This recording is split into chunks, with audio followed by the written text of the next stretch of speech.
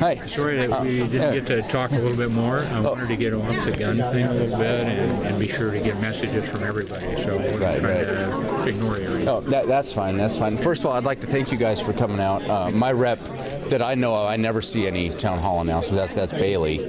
And I never see any announcements for him doing this, so I'd like to thank you guys. A month ago, I was there in I didn't hear about it.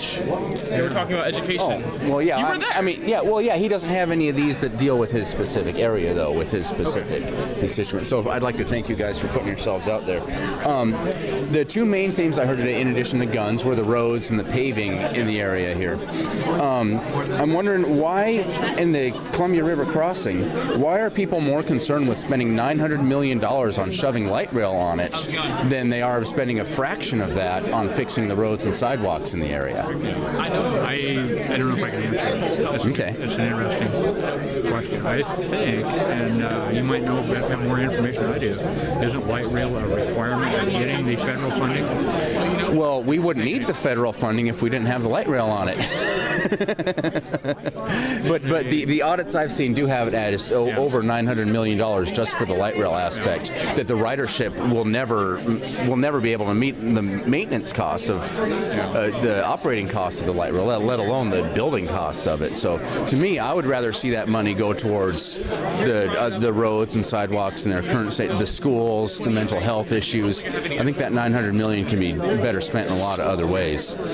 And then a couple other questions here on the gun issue.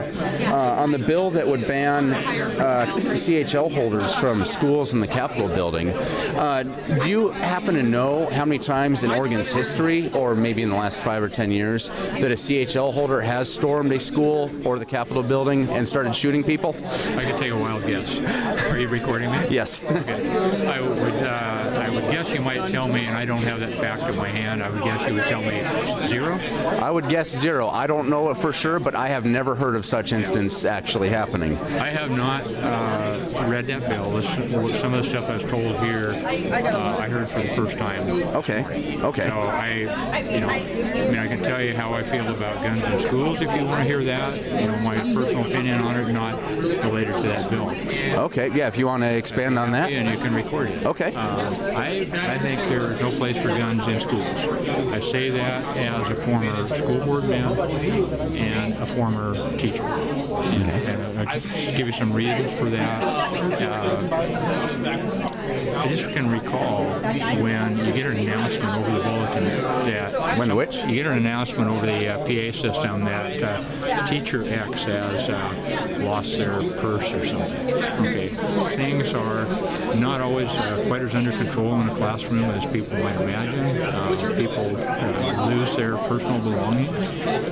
It's very difficult to keep everything secured all the time, and so if that thing that gets lost, stolen, misplaced is a gun, I'd be really concerned about that. I don't want to take a chance on that. So that's where I'm at. Okay. And then my last question here, how would expanding the background checks to private sales prevent Kip Kinkle or the Clackamas shooter or Adam Lanza from stealing their guns and using them to shoot up people? Obviously, wouldn't. There you go. Thank you very much.